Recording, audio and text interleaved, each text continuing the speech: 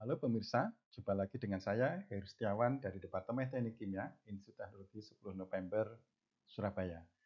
Pada kesempatan kali ini saya akan mempresentasikan makalah yang saya presentasikan di ASEAN Particle Symposium 2024 di Sydney tanggal 1 sampai 4 Desember 2024. Judul dari makalah ini adalah Nickel Ferrite Nanoparticles Synthesized by the Electrochemical Method for Energy Storage System. Nickel ferrite ini adalah salah satu bentuk dari spinel atau inverse spinel. Bahan ini telah menemukan banyak aplikasi dalam bidang penyimpanan energi, dalam baterai, photoelectrochemical, reduksi CO2, solar photovoltaic cell, fuel cell, superkapasitor, dan seterusnya. Biasanya, nickel ferrite ini bisa dibuat dengan metode hidrothermal, core precipitation, dan Sol-Gel dan elektrokimia. Nah, keuntungan dari metode elektrokimia adalah bahwa nickel ferrite nanoparticle ini dapat diproduksi dengan kemurnian yang tinggi. Kemudian morfologi dan ukurannya juga bisa dikontrol dengan baik. Gimana caranya? Dengan sederhana, dengan mudah, dengan mengatur tegangan dan atau arus. Sebelumnya, di jurnal Alloys Compound tahun 2012, peneliti telah mencoba untuk mensintesis nickel ferrite dalam sistem elektrokimia dengan sumber besi dan nikelnya dengan elektrooksidasi besi dan nikel. Jadi besi dielektrooksidasi menjadi ion besi 2+ dan Ni menjadi Ni2+. Nah, kemudian di sini bisa terbentuk Ni2O4. Tapi dalam paper ini tidak dijelaskan bagaimana pembentukan partikelnya, mulai tahap-tahapnya seperti apa. Jadi tidak ada mekanisme yang menjelaskan itu. Nah,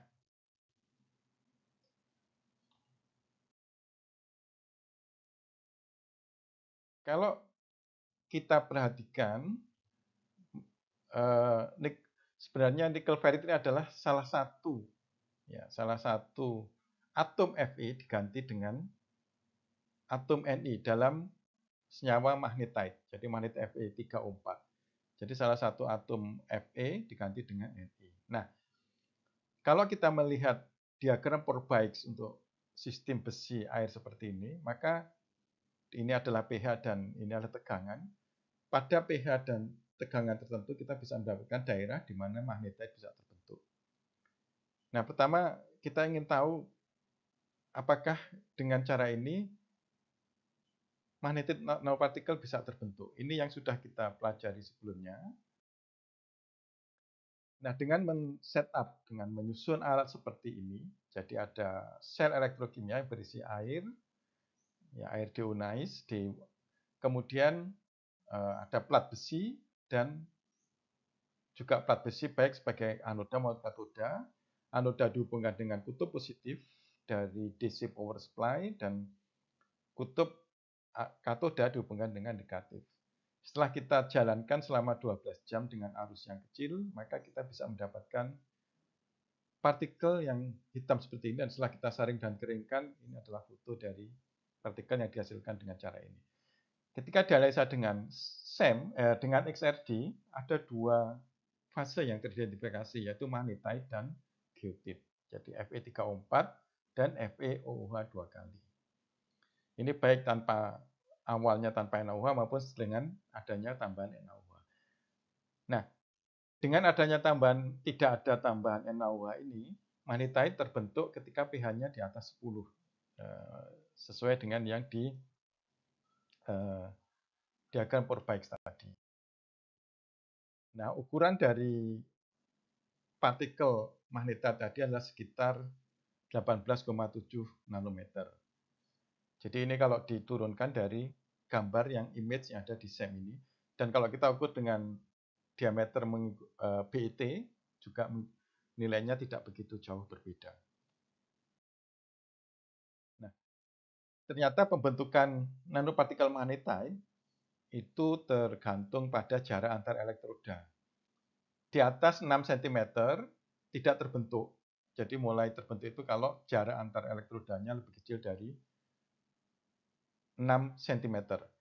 Ini karena kemungkinan untuk menaikkan pH ketika jaraknya jauh, pH di sekitar anoda itu tidak bisa mencapai pH yang tinggi, di mana magnetite terbentuk. Nah, jadi dengan ini kalau dengan jarak 2 cm, ternyata kita bisa mendapatkan hanya dengan rapat arus ini, kita bisa mendapatkan dua-duanya. Tapi dengan rapat arus yang lebih besar, ternyata hanya Fe3O4. Kalau rapat arusnya kecil, dua-duanya masih terbentuk. Ya, ini 2 cm, ini 6 cm. Kalau 6 cm ada dua terbentuk, kalau yang 2 cm hanya Fe3O4. Maka kalau kita naikkan, semuanya kita bisa mendapatkan Fe3O4. Nah, mekanisme dari pembentukannya adalah seperti ini. Dengan mengamati warna di larutan, kemudian mengamati pola XRD, FTIR, dan seterusnya, kita mengusulkan pembentukannya adalah seperti ini. Pertama, besi yang di anoda terlarut dengan elektrooksidasi menjadi Fe2+, dan dengan adanya OH- dari katoda, maka ini membentuk endapan ini, dan bisa juga kalau berlebihan bisa membentuk FeOH. Jadi dua ini bisa terbentuk. Nah, dengan adanya reaksi samping oksidasi OH- menjadi oksigen, oksigen ini bisa mengoksidasi lebih lanjut menjadi magnetite. Nah, kalau ini tapi dengan metode tadi waktunya karena arusnya kecil, waktunya lama untuk mendapatkan kurang dari 1 gram, hanya sekitar 12 jam. Kemudian kita coba dengan menggunakan ini banyak multiple electrode, sudah banyak gini, susunannya bisa plus min atau plus ini selang-seling seperti ini. Nah, kita bisa mendapatkan nanopartikel juga ternyata dengan ini, dengan ukuran partikel yang hampir sama sekitar 18 ya. Tadi hampir sama sekitar ini ukuran partikelnya. Dan kalau kita lihat dari pola XRD-nya pada pH 10 dan tegangan 30 volt, ini pH 10 ini tegangannya diubah-ubah, ternyata hanya magnetit saja yang terbentuk. Jadi yang teridentifikasi. Untuk yang alternatif monopolar. Kalau detailnya kira-kira seperti ini. Kalau yang menggunakan konvensional monopolar, semuanya ada dua fase yang teridentifikasi. Selain magnetite juga ada yang lainnya, intermediate produknya ini. Jadi ini kalau untuk yang alternatif monopolar ketika tegangannya 20 juga masih ada terbentuk dua fase, Fe3O4 dan alfa Fe2O3. Sedangkan kalau tegangannya 25 dan 30 hanya Fe3O4 yang terbentuk. Kemudian dengan tegangan lebih tinggi, production rate-nya juga menjadi lebih besar. Dan efisiensi Coulombic-nya juga lebih tinggi. Nah, sekarang bagaimana kita bisa membuat nikel ferrit tadi. Jadi salah satu atom Fe yang ada di dalam magnetite digantikan oleh atom Ni. Nah, kita mengusulkan berbeda dengan yang paper yang sebelumnya tadi, sumber Ni-nya adalah dari larutan. Dalam ini adalah kita menggunakan NiSO4. Nah, dengan cara ini kita amati, jadi setiap secara periodik kita ambil sampelnya dan kita pisahkan padatan dan larutannya, juga kita pH larutan diukur juga secara pH larutan, suhu, dan kerapat arus diukur secara periodik. Kemudian partikel yang terbentuk setiap waktu sampling ini dipisahkan dan dianalisa XRD temp dan menggunakan cyclic voltammetry. Nah, ini fase yang teridentifikasi dalam partikel yang dihasilkan. Ini adalah waktu dan ini tegangan. Jadi untuk 3 volt mulai dari hijau kemudian berubah menjadi hitam kalau yang 6 volt dan seterusnya. Nah, dari pengamatan ini kita ambil partikelnya, kita XRD ini kita bisa mengamati bahwa fase yang teridentifikasi untuk tegangan 3 volt ada NiOH 2 kali. Ini adalah endapan pertama kali yang ada. Karena NiOH ini tadi yang dilakukan oleh NiSO4 ketika pH-nya dinaikkan menjadi 10 dengan menambahkan NaOH, ini jadi endapan NiOH 2 kali. kita ketahui bahwa kelarutan NiO2 kali ini sangat rendah. Sehingga ini nanti menjadi sebagian menjadi endapan. Nah, ketika 6 volt ada 2 fase juga. Nah, ketika 9 dan 12 volt hanya ada satu fase yang teramati dalam XRD, yaitu NiFe2O4 dan juga Ni2F4. Production rate-nya juga semakin tinggi dengan naiknya tegangan. Nah, kalau kita amati per waktu, ini 0 menit, 10 menit, 20 menit, 30 menit, 90 menit, dan 80 menit. Jadi pada saat 0 ada partikel yang sudah ada, yaitu ketika diidentifikasi dengan XRD yang ada adalah NiOH 2 kali. Jadi ini tadi ya yang karena NiOH 2 kali adalah kelarutannya sangat rendah. Kemudian ketika 10 menit selain NiOH 2 kali juga mulai terbentuk FeOH. Jadi ini adalah produk intermediate untuk pembentukan Fe3O4. Nah, ketika 20 menit juga masih sama, ada dua ini. Ketika 30 menit selain ini juga sudah mulai muncul di fase NiFe3O4. Kemudian 90 menit hanya ini saja yang teramati NiFe2O4. Kalau kita lihat rapat arusnya juga sama, rapat arus kalau tegangannya kecil, rapat arusnya juga semakin kecil. Kalau ini agak mendatar, ini juga semakin naik. Ini juga pH-nya seperti itu. Suhunya tambah naik karena ini ada Joule effect. Nah, kalau kita amati komposisi ya, setelah 180 menit ya di akhir. Ini yang kita ambil sampelnya, diamati komposisinya. Pada 3 volt yang banyak adalah ini Fe, kemudian Ni mulai muncul ini. Tadi ada mungkin NiOH 2 kali yang ini tadi kalau mengikuti XRD tadi tidak terbentuk nikel ferrit. 6 volt juga tidak terbentuk nikel ferrit sehingga Ni-nya kemungkinan juga dari itu. Fe adalah Fe3O4. FeOH. Kemudian 9 volt ini Ni-nya semakin kecil tapi yang ini Fe-nya yang tambah banyak ya. Fe-nya tambah banyak. Nah, ini sudah mulai terbentuk kalau dilihat dari rasio NiFe ini sudah mendekati 2,2 yaitu molar rasio dari NiFe3O4. Nah, jadi kalau 12 volt juga sama, hampir sama. Nah, dengan mengamati perubahan warna, pH, arus, dan seterusnya, kita mengusulkan mekanisme pembentukan partikelnya. Jadi Fe dari anoda ini dioksidasi menjadi Fe2+, kemudian terbentuk FeOH 2 kali ketika sudah melampaui hasil kali kelarutan Fe dan OH-.